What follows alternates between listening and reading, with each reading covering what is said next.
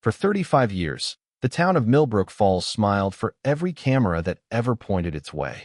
Its people went to church every Sunday, waved at their neighbors on Main Street, and told visitors it was the kind of place where nothing bad ever happened.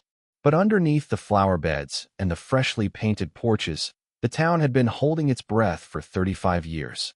It had buried a secret so deep that even the ground itself seemed to forget where to look. That silence held, generation after generation, through weddings, funerals, and Sunday sermons, until one ordinary Tuesday morning, a construction crew broke through a section of an old mill floor and found something that was never supposed to see daylight again. The man who found it was not looking for anything unusual.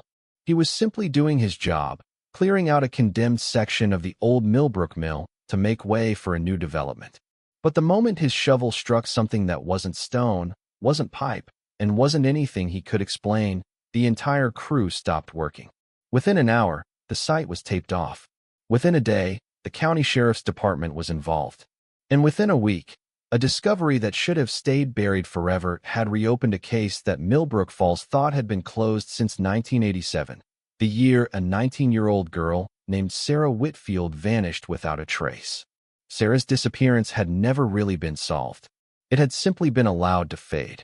The official story, repeated so many times it hardened into fact, was that a restless small-town girl had run off to start a new life somewhere else. Her family never believed it. Her mother spent decades writing letters to detectives who eventually stopped answering. But every time someone tried to ask harder questions, the town closed around the subject like water closing over a stone. People changed the topic. Neighbors looked away. And the one man everyone quietly protected, a respected figure the whole town owed something to, was never once asked to explain where he was that night. By the end of this story, you will understand why an entire town chose silence over the truth for 35 years, and what it finally took to break that silence wide open. You will meet the people who knew more than they ever said, the detective who refused to let a closed case stay closed, and the one woman whose courage finally forced Millbrook Falls to answer for what it had buried. But before we go further into what was found beneath that mill floor, and who it would ultimately expose, before we dive deeper, let us know in the comments where you're watching from. We'd love to hear from you. And don't forget to hit that subscribe button so you never miss any of our upcoming videos. What the construction crew uncovered that morning was not just physical evidence. It was the first thread in a cover-up that had been carefully maintained by people the town trusted most, for reasons that had nothing to do with protecting one man, and everything to do with protecting an entire community's image of itself. And once that thread was pulled, nothing in Millbrook Falls would ever look the same again. To understand what was buried beneath that mill floor, you first have to understand the town that buried it. Millbrook Falls was never a large place. It was the kind of town where everyone knew everyone, where the same three families had run the mill, the church, and the sheriff's office for 3 generations, and where a stranger's arrival was still considered news. At the center of that town, in the summer of 1987, stood a man named Deacon Harmon. He was not a deacon by title, only by nickname, earned from a lifetime of leading Sunday service readings and coaching the boys' baseball team every spring.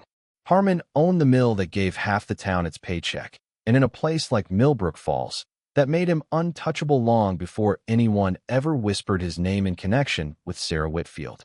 Sarah herself was the kind of young woman a small town takes pride in.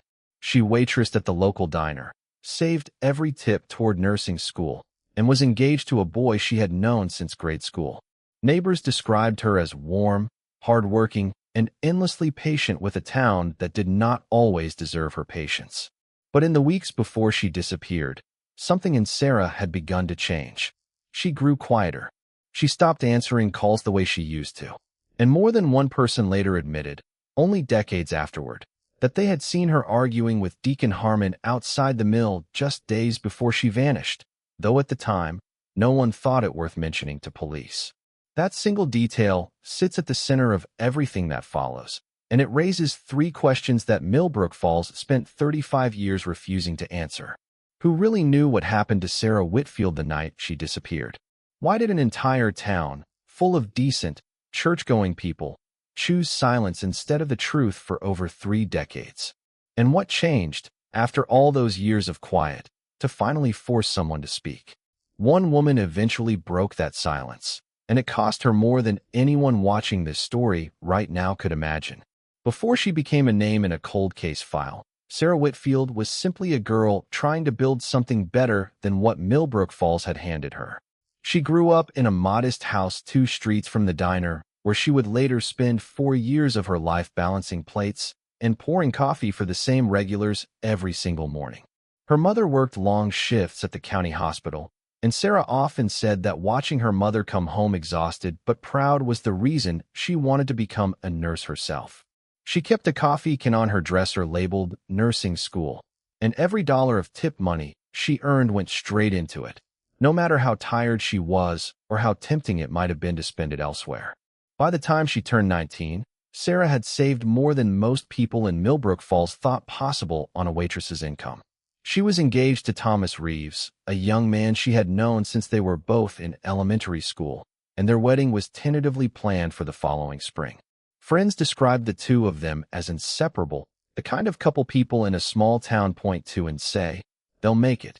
Sarah worked doubles when she could, saved every extra shift's earnings, and told her closest friend at the diner that once she finished nursing school, she wanted to come back to Millbrook Falls and work at the same hospital where her mother had spent her whole career. But small towns rarely stay simple for long, and Sarah's story was no exception. In the months leading up to her disappearance, people who knew her best began to notice something had shifted. She started arriving to her shifts a few minutes late, something she had never done before. She grew hesitant to talk about wedding plans, deflecting questions with a tired smile instead of the excitement she once had. Her closest friend at the diner later said that Sarah had started stepping outside during her breaks to take phone calls she never explained, always returning quieter than she had been before she left the room. Nobody in Millbrook Falls thought much of it at the time. People assumed she was simply nervous about the wedding, or stressed about her upcoming exams, or tired from working too many hours to fund a future she wanted so badly. It would be over 3 decades before anyone connected those quiet phone calls, those hesitant deflections, and those tired eyes to the one man in town everyone else had learned never to ask questions about. But one person did notice something specific in those final weeks, something she carried in silence for 35 years before she finally decided to speak. To understand why nobody questioned what was happening to Sarah, you have to understand the man whose name would eventually become inseparable from hers. Deacon Harmon was not born into wealth, but by the time he was 40, he had built himself into the single most important figure in Millbrook Falls.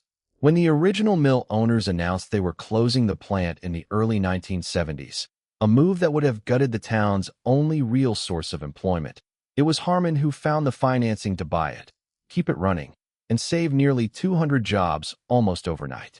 Overnight, he became the man an entire generation of Millbrook Falls families owed their mortgages, their groceries, and their children's college funds to.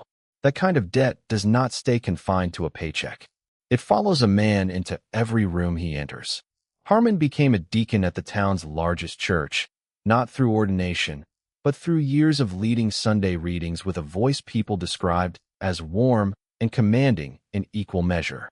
He coached the Little League team every spring, and it was said that half the grown men in Millbrook Falls had once worn a jersey he handed them personally. Parents trusted him with their sons on the field. Workers trusted him with their families' futures at the mill, and the town, as a whole, trusted him with something far more dangerous than money or baseball. It trusted him with the benefit of the doubt. That trust meant that when uncomfortable questions arose about Harmon, whether about business decisions, personal conduct, or the occasional rumor that traveled through town faster than anyone could contain it, most people in Millbrook Falls chose not to ask them out loud. Not because they were afraid of him directly, but because questioning Harmon felt like questioning the mill, the church, and the Little League all at once. He had become so woven into the identity of the town that criticizing him felt indistinguishable from criticizing Millbrook Falls itself. It was this quiet, communal reluctance, more than any single act of intimidation, that would prove to be Sarah Whitfield's undoing. By the summer of 1987, Deacon Harmon was 52 years old, married, and considered by nearly everyone in town to be a pillar of decency. He had personally hired Sarah's father years earlier when the man needed steady work, a fact the Whitfield family never forgot and rarely spoke of afterward without a note of gratitude.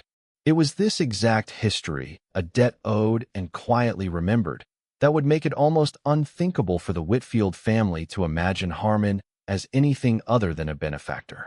And it was that same unthinkable possibility that three people in Millbrook Falls would spend the next 35 years trying not to think about it all. The first real crack in the quiet surface of Millbrook Falls appeared almost a full year before Sarah vanished, though almost no one recognized it as a crack at the time. A rumor began circulating that Sarah and Thomas Reeves had briefly called off their engagement, only to reconcile within a matter of weeks. Most people dismissed it as ordinary pre-wedding jitters, the kind every young couple experiences. Thomas himself never spoke about it publicly, and Sarah's friends at the diner said she brushed off questions with an uneasy laugh whenever it came up. But one person, a coworker who asked to stay unnamed for decades afterward, remembered Sarah saying something stranger than a simple case of cold feet. She said Sarah told her, quietly, that the problem wasn't Thomas at all. Then came the argument. 9 days before Sarah disappeared, a delivery driver making his regular stop at the mill saw her standing near the loading dock with Deacon Harmon, engaged in what he later described as a tense, hushed conversation. He said Sarah looked upset, her arms crossed tightly, and Harmon's voice, usually so composed, had an edge to it the driver had never heard before. At the time, the driver assumed it was simply a workplace disagreement, perhaps about her father's job or a scheduling matter, and he thought nothing more of it. He would not mention what he saw to a single soul for over 3 decades, not out of loyalty to Harmon, but out of a fear he could never fully explain, even to himself. That fear was not unique to him. It was, in many ways, the defining trait of Millbrook Falls itself. This was not the first time the town had quietly looked away from something uncomfortable involving its most powerful man. Years earlier, a separate incident at the mill, one involving safety violations that could have shut the plant down entirely, had been handled internally and never reported to the county. The workers who could have spoken up chose silence instead, reasoning that their jobs, and by extension their families, depended on protecting the man who employed them. That same reasoning would resurface again and again over the following decades, each time a little easier to justify than the last. But 3 people saw something significant in the days surrounding Sarah's disappearance. Only one of them would ever speak of it, and not for another 35 years. What they witnessed did not immediately point to violence, or to any clear wrongdoing at all. It was something smaller, something easier to explain away in the moment, and far harder to forgive in hindsight. As the days ticked closer to the night Sarah Whitfield vanished from Millbrook Falls for good, the pieces were already quietly falling into place, unnoticed by almost everyone who would spend the next 3.5 decades wondering what really happened to her. The night Sarah Whitfield vanished began like any other Friday in Millbrook Falls. She finished her evening shift at the diner just after 9 o'clock, and the owner later confirmed she seemed tired but otherwise normal, joking with a regular customer about a wedding dress fitting she had scheduled for the following week. She told her coworkers she planned to walk the short distance home rather than wait for a ride, something she had done countless times before without incident. That walk should have taken her no more than 15 minutes. She never arrived. Her mother assumed she had stayed late at the diner or gone to see Thomas, and it wasn't until the following morning, when Sarah failed to show up for a planned breakfast, that anyone realized something was wrong. What followed in those first confused hours was a patchwork of conflicting accounts that would haunt the investigation for decades. One neighbor claimed to have seen Sarah walking briskly past her house sometime after 9:30, alone, moving with what she described as unusual urgency. Another resident, closer to the edge of town, insisted he saw a young woman matching her description getting into a car near the old highway junction, suggesting she may have left willingly. Thomas Reeves maintained that Sarah had called him briefly that night, saying only that she needed to handle something and would explain everything soon. He never heard from her again. Investigators at the time struggled to reconcile these accounts, uncertain whether they were looking at a young woman fleeing town on her own terms, or one who had been silenced before she ever got the chance to leave.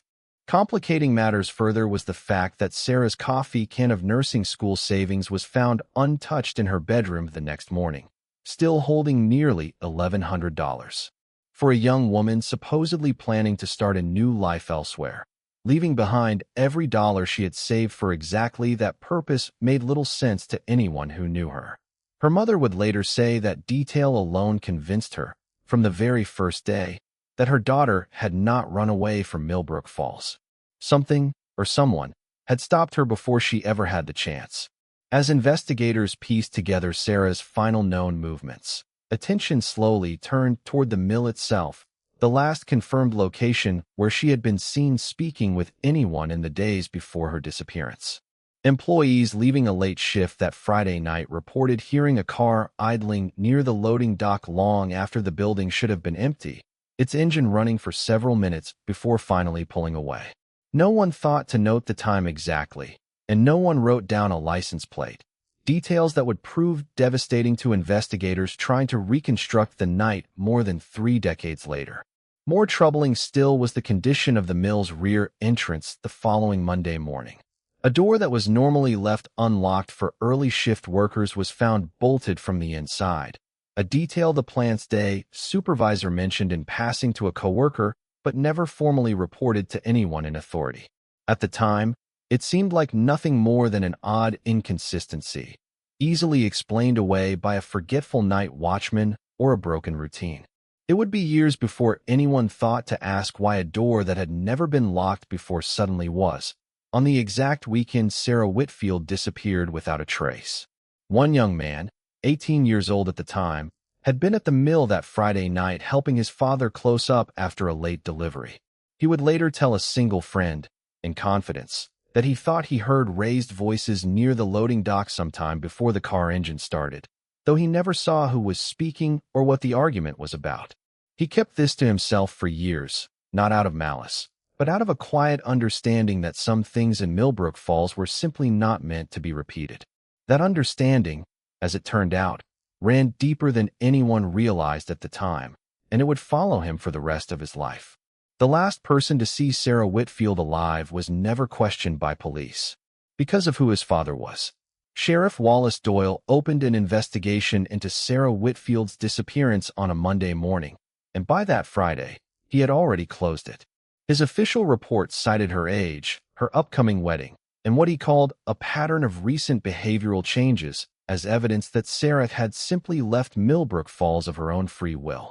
He noted the untouched savings in her bedroom as an oversight rather than a red flag, suggesting she may have planned to send for her belongings later once she was settled somewhere new. Sarah's mother begged him to keep the case open, pointing out that no young woman planning her own departure leaves behind $1,100 she spent 4 years saving. Doyle listened politely, thanked her for her concern, and closed the file within the week, a decision that would define the next 35 years of her family's life. What almost no one outside the sheriff's department knew at the time was that Wallace Doyle and Deacon Harmon had golfed together nearly every Sunday afternoon for over a decade. Their friendship long predated Sarah's disappearance, built through the same church congregation, the same Little League bleachers, and the same quiet understanding that men in their position in a small town looked out for one another. It was Doyle's own son, Caleb, who had been at the mill that Friday night and heard raised voices near the loading dock. And it was that same connection, a sheriff investigating a case in which his own son was a witness to something at the primary suspect's workplace, that ensured Caleb was never once formally interviewed. Whether Wallace Doyle closed the case out of loyalty to his old friend, a desire to protect his son from involvement, or simple genuine belief that Sarah had run away, no one could say for certain, not even decades later when investigators finally reopened his original file. What remained clear was that a 19-year-old woman had vanished from a town of 2,400 people, and within 5 days, the only man with the authority to demand answers had decided there weren't any questions left worth asking. Sarah's mother, Eleanor Whitfield, refused to accept the sheriff's conclusion, and for the better part of the next decade, she became something of a fixture at the county courthouse, requesting updates that rarely came and filing appeals that rarely succeeded.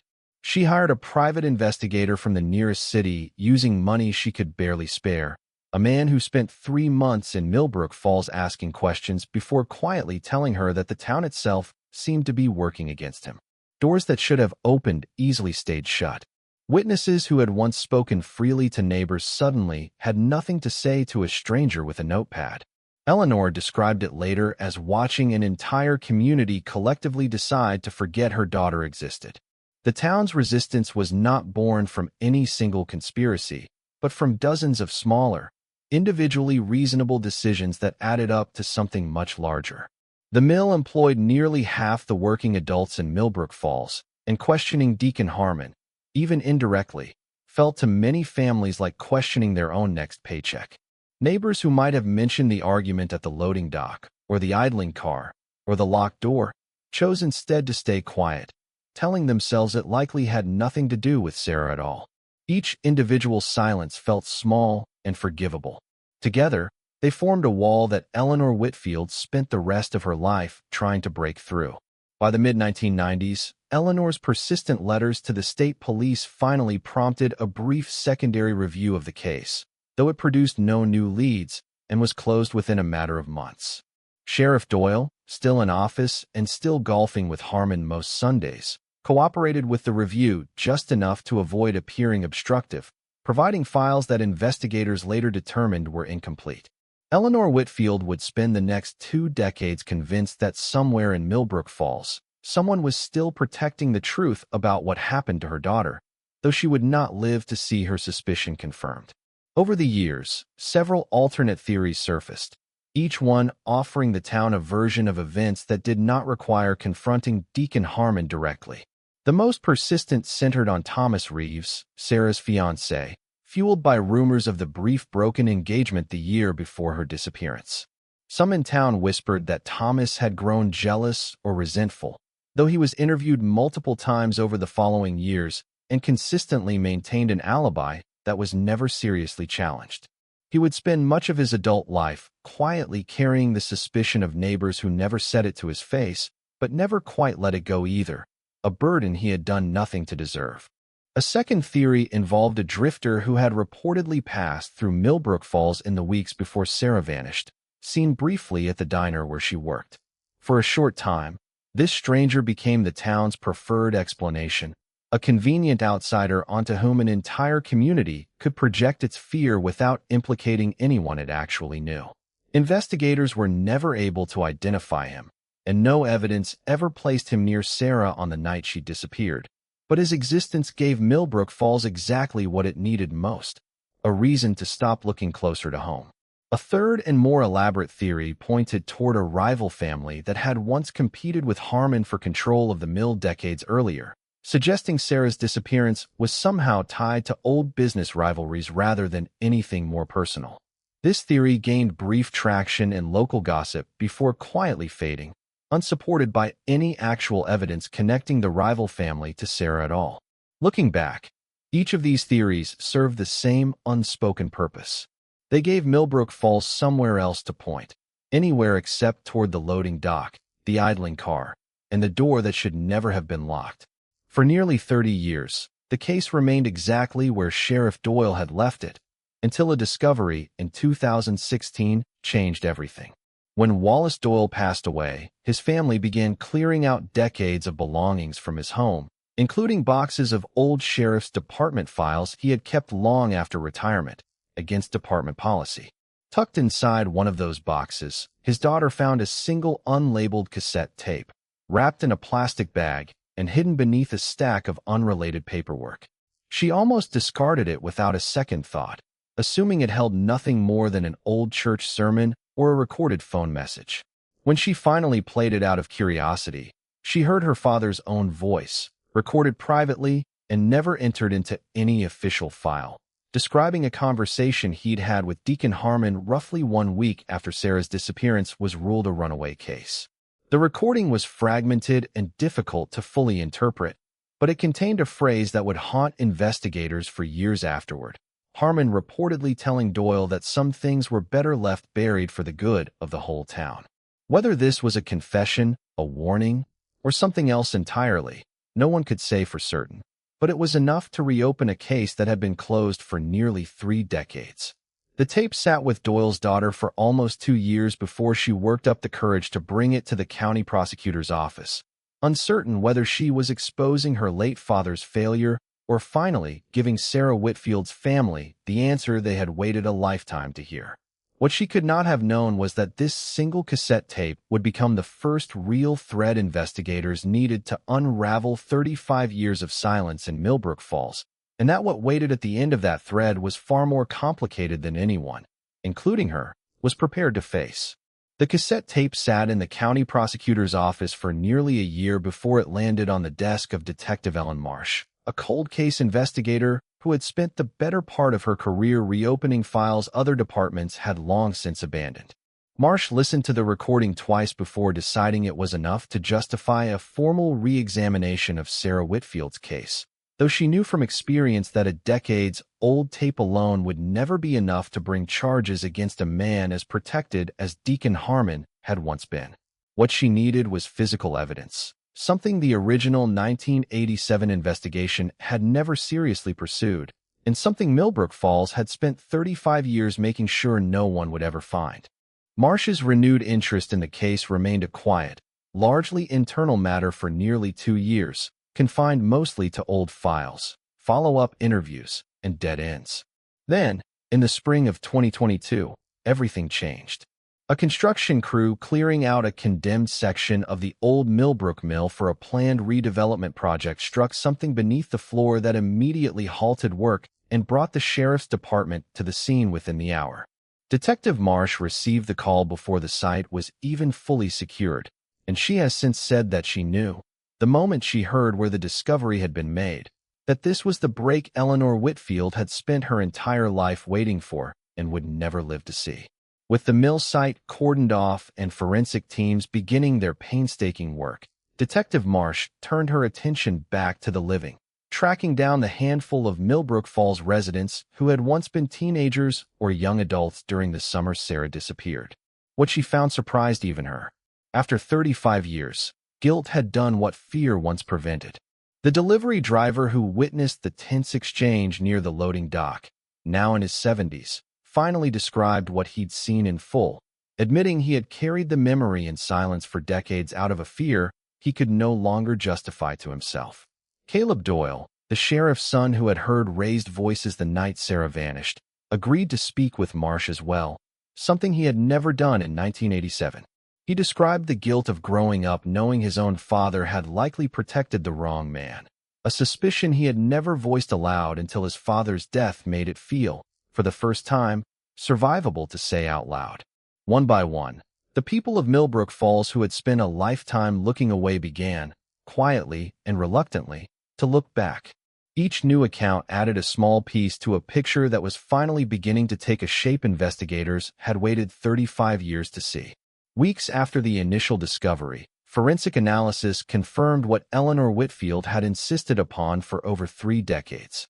The remains found beneath the mill floor were positively identified as Sarah Whitfield, ending 35 years of uncertainty for a family that had almost entirely given up hope of ever receiving a definitive answer.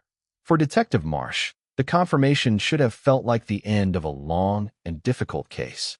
Instead, it marked the beginning of something far stranger and far more troubling than she had anticipated. As forensic teams continued their examination of the site, they uncovered a second, separate set of remains buried only a short distance from where Sarah had lain for 35 years, remains that predated her disappearance by nearly a decade. Detective Marsh realized almost immediately that she was no longer looking at a single tragedy contained to one summer. She was looking at a pattern, one that stretched back further than anyone in Millbrook Falls had ever been willing to admit, and one that implicated far more of the town's history than a single man's actions in 1987. What investigators found beneath that mill floor was not simply confirmation of what happened to Sarah Whitfield.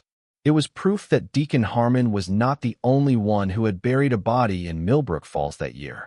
The second set of remains forced Detective Marsh to re-examine every assumption she had made about Millbrook Falls, and the answer, once she found it, reached back nearly a full decade before Sarah Whitfield was even born.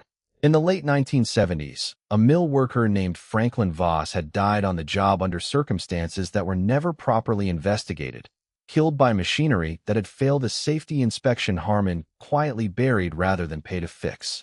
Reporting Voss's death honestly would have exposed unsafe conditions that could have shut the mill down entirely, costing nearly 200 families their only livelihood and branding Millbrook Falls as the town that let a man die to save money. Harmon could not survive that reputation, and neither, he convinced himself, could the town. To make the problem disappear, Harmon did not act alone. He turned to two of the town's most respected elders, Arthur Kessler and Norman Pruitt, both members of the town council with as much invested in the mill's survival as Harmon himself. Together, the three men arranged for Voss's death to be recorded as an accidental disappearance rather than a workplace fatality, quietly settling money on his widow in exchange for her silence. Sheriff Doyle, then a young deputy eager to protect the town that had raised him, helped falsify the paperwork that made Franklin Voss vanish from official memory entirely. It was a decision the four men believed they would carry to their graves. Nearly a decade later, working late shifts at the mill and occasionally helping with old filing records, Sarah Whitfield stumbled across a discrepancy in the mill's decades-old safety logs, one that did not match any story she had ever heard about Franklin Voss. She began quietly asking questions, first to her father, who dismissed her concerns without explanation, and eventually to Harmon himself. During the very argument the delivery driver witnessed at the loading dock 9 days before she disappeared. Sarah was not asking about her own future that day. She was asking about a dead man's, and about a truth Millbrook Falls had spent a decade making sure nobody would ever uncover. Detective Marsh's forensic evidence, combined with Caleb Doyle's testimony and the newly surfaced cassette tape, was ultimately enough to bring Deacon Harmon before a courtroom for the first time in his life. Now in his late 80s, Harmon appeared frail but composed as prosecutors laid out 3.5 decades of buried evidence. When confronted directly with Franklin Voss's name, something in him finally broke. He did not deny it. Instead, in a halting, quiet voice, Harmon confessed that Sarah had threatened to expose the truth about Voss's death, and that in a moment of panic he had never planned for, he silenced her permanently rather than risk everything he and the town had built. Eleanor Whitfield did not live to hear her daughter's killer confess, having passed away nearly 6 years before the mill discovery, but Sarah's brother sat in the courtroom gallery the day Harmon spoke those words aloud. 35 years of grief finally given an answer. He later said the moment felt less like justice and more like exhaling a breath he had been holding his entire adult life. Thomas Reeves, Sarah's former fiancé, now in his 60s and long remarried, attended every day of the trial in silence. Finally free of a suspicion the town had quietly placed on him for decades he had done nothing to earn. But as prosecutors moved to close their case, satisfied they had finally secured a full confession and long overdue justice for Sarah Whitfield, one additional detail buried inside Harmon's own statement stopped the courtroom cold. He mentioned a name, almost in passing, someone the Whitfield family had trusted completely for 35 years, someone who had stood beside them at nearly every vigil, every anniversary, and every renewed appeal to keep Sarah's case alive. That one name in Harmon's confession changed everything the Whitfield family thought they knew. The name Deacon Harmon spoke that day in court belonged to a woman known throughout Millbrook Falls as Grace Callahan, a quiet, well-liked member of the community who had stood beside the Whitfield family at nearly every vigil held for Sarah over the past 3.5 decades. What almost no one in that courtroom knew, and what the Whitfield family certainly never suspected, was that Grace Callahan had been born Grace Harmon, Deacon Harmon's only daughter, who had taken her husband's last name decades earlier and quietly distanced herself from her father's world long before anyone connected the two names. For 35 years, she had grieved alongside a family that had no idea she was grieving as her father's daughter as much as their friend. Grace had been only 12 years old the summer Sarah disappeared, too young to understand fully what she overheard one evening through a closed office door in her family's home, her father's voice low and shaken as he spoke with two other men about something that needed to stay buried forever. She did not understand the weight of those words until years later, and by the time she did, she had already spent her adult life building a quiet friendship with the very family her silence had wronged. She told investigators that she had suspected the truth for over 2 decades before she ever had the courage to act on it. What finally moved Grace to act was not the discovery beneath the mill floor, which happened without her involvement, but the months that followed, watching Sarah's brother sit through hearings without the one piece of evidence that could finally settle the case beyond doubt. Grace had quietly kept a small collection of her father's old personal papers after his health began declining years earlier, papers she had never fully read until she finally forced herself to. Among them was a handwritten note in her father's own hand, referencing Franklin Voss by name and confirming details about the cover-up that no one outside the 4 original men involved should ever have known. Grace brought that note to Detective Marsh herself, fully aware of what it would cost her. She did not ask for leniency on her father's behalf, and she did not ask to keep her identity hidden from the Whitfield family once the truth came out. She simply said that 35 years of watching a grieving family search for answers she could have helped provide had become a weight she could no longer carry silently, whatever the cost to her own name or her father's memory. What happened in Millbrook Falls was never the result of a single evil act committed by a single evil man. It was the product of dozens of ordinary people, a sheriff, a delivery driver, a frightened teenager, an entire congregation of church-going neighbors, each making a small, individually reasonable decision to stay quiet, decade after decade, until those small silences built into something capable of burying 2 lives entirely. Loyalty to a town, to a paycheck, to a family name, is rarely something people recognize as complicity while they are living inside it. It is only decades later, standing in a courtroom or holding a handwritten note, that the true cost of that loyalty finally becomes impossible to ignore. Grace Callahan lost her father's memory, her name in the eyes of a town she had lived in her entire life, and the quiet friendship she had built with a family who now had to reconcile her kindness with her silence, all in the same afternoon. And yet, for the first time in 35 years, Millbrook Falls finally had to answer honestly for what it had chosen to bury. So we leave you with the same question this town spent 3.5 decades avoiding. Would you have stayed silent to protect your town's name, or your own family? Millbrook Falls looks, on the surface, exactly like it did 35 years ago. The same church steeple still rises above Main Street. The same diner still serves coffee to regulars every morning. But the town that once prided itself on its unshakable sense of community now carries a different kind of weight. The knowledge that its silence was never really about protecting one man, but about protecting an image of itself it was never willing to question. Deacon Harmon is gone now, his name forever tied to Franklin Voss and Sarah Whitfield alike. Sheriff Wallace Doyle never lived to answer for the choices he made as a young deputy. And Grace Callahan still lives in Millbrook Falls today, no longer welcome in every home that once opened its door to her, but finally free of a secret she carried since she was 12 years old. Sarah Whitfield's brother has said publicly that he does not know if he will ever fully forgive Grace, but he understands, in a way few others could, exactly what it cost her to finally speak. Thomas Reeves has said simply that he wishes someone, anyone, had found the courage to speak 35 years sooner.